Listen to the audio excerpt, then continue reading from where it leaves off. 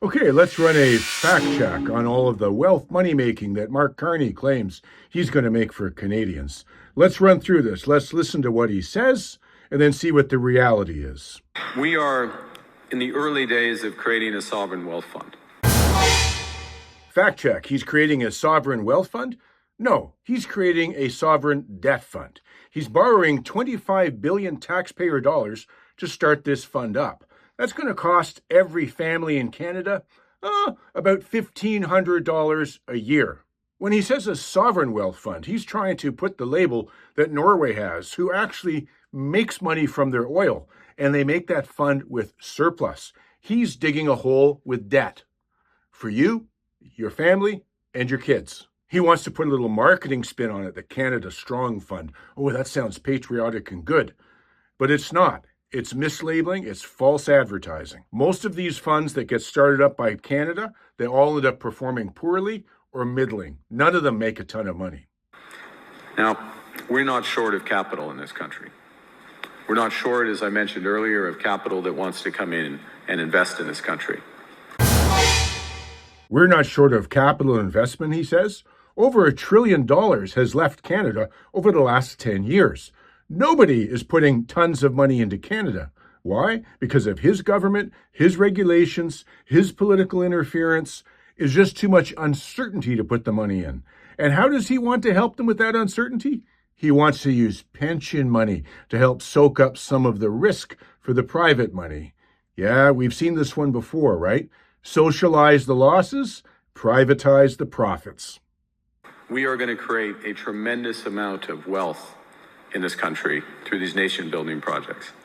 That is going to benefit all Canadians. It's going to benefit their children, bigger economy, better jobs.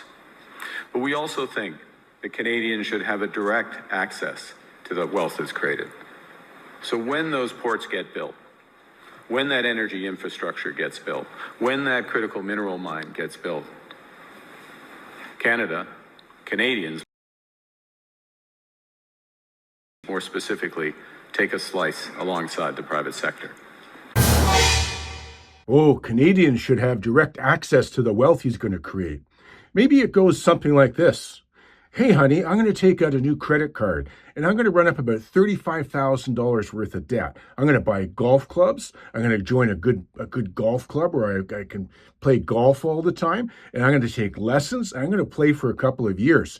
But this is an investment. This isn't debt, because when I make all the money on the tour, you get 5% of all my tour earnings, right? That's the kind of game that's being played here. Canadians already own infrastructure. That's what we pay taxes for. That's what you have paid taxes for. Canadians already own them. We don't need to give more money to something else to allow a private company to buy them.